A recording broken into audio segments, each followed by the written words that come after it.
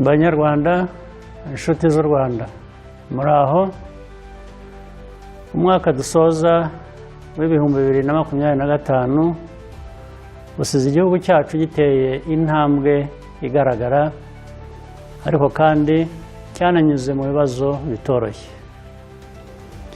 Ndashimira abanyarwanda bose kubw'icyizere n'ubufatanye mwagaragaje muri uyu mwaka. Ubukungu bwacu bwarazamutse. Ubu inshingano dufite ni ukubungabunga kandi twakoresha neza amikoro dufite nk'igihugu. Ibi biradusaba ko twishakamo ibisubizo bishya bikwiye gutuma duharana intego n'imigambi bishya. Nta wundi muntu dukwiye gutegerezaho iterambere n'imibereho myiza yacu. Igishoro kinini kandi cy'agaciro dufite nk'igihugu n'urubyiruko rushoboye. Ni inshingano zanyu nk'urubyiruko rw'u Rwanda gusigasira ibyo twubatse no kubiteza imbere. Ndizera ko ibyo byose mubyiteguye, niyo byasaba kwitanga, yaba ku giti cyanyu cyangwa twese hamwe. Mu rugendo twagenze, imbogamizi twazihinduyemo amahirwe kandi twarushijeho gukomera.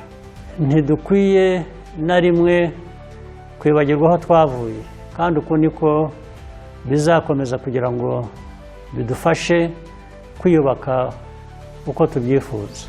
Several milestone events this year elevated Rwanda's profile internationally.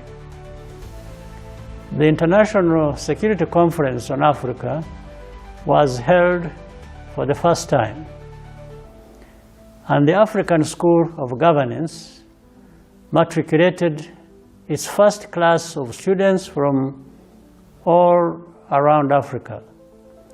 We also convened a new annual event on nuclear power innovation for Africa. This reaffirms that Rwandans and Africans generally have the power to define who we are, what we stand for, and where we are going. The defining moment of 2025 was undoubtedly hosting the UCI World Cycling Championships. Bringing this competition and its elite athletes to Kigali's streets was a source of immense pride for our nation. I congratulate everyone involved in making these events a success. Sports unifies and empowers communities across all boundaries. The world saw Rwanda and Africa in a new light.